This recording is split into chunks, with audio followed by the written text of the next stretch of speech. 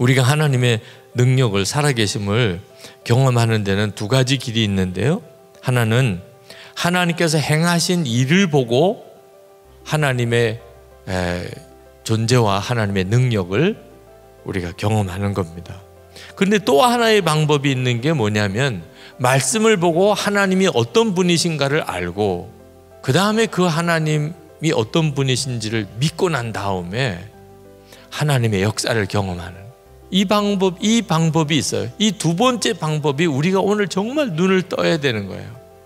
여러분, 환경과 여건이 어렵다고 하나님은 죽은 하나님이십니까?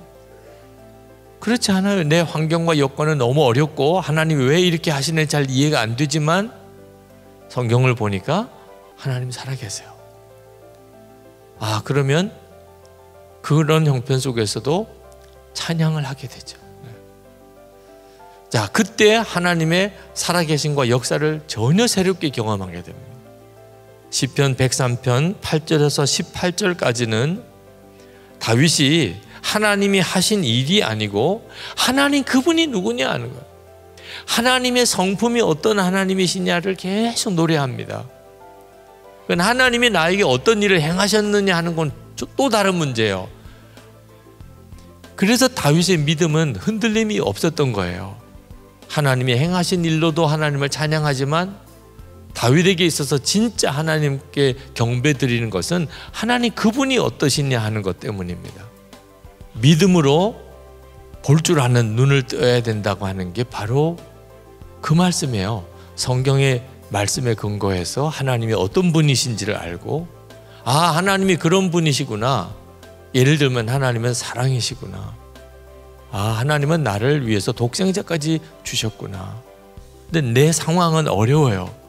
그럴 때 말씀을 보니까 하나님 나 사랑하신다.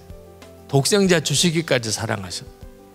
그러면 하나님의 사랑하신다는 것을 믿고 내 어려운 문제를 보는 거예요. 그러면 내 어려운 문제가 해석이 다 달라져요. 뭔가 나에게 유익하니까 주신 모양이다. 주여, 알겠습니다. 제가 계속 찬양하고 믿음으로 나아가겠습니다. 그렇게 하는 거죠. 욥은 이해가 안 됐어요. 하나님이 왜 이런 재앙을 주시는지. 욥이 끝까지 하나님 앞에서 입술로 범죄하지 않았습니다. 주신 자도 여호와시고 취하신 자도 여호와시오니 여호와의 이름이 찬송을 받으실지로다. 하나님에 대해서 하나님이 어떤 분이신가를 먼저 욥이 알았어요. 하나님이 신실하고 하나님은 지혜로우시고 하나님은 완전하시고. 그러면 결론이 난 거죠. 지금 있는 이 어려움도 뭔가 계획이 있는 건 내가 잘 이해가 안 될 뿐이지. 그래서 욥은 그 환난 중에도 하나님께 찬송을 올려드렸다니까요. 이것이 마귀에게는 결정타고 하나님에게는 영광이 됐어요. 우리도 그렇게 할 수 있다는 거예요. 성경을 보고 하나님이 어떤 분이신지를 알고 그걸 가지고서 내 상황을 보고 해석하는 거예요.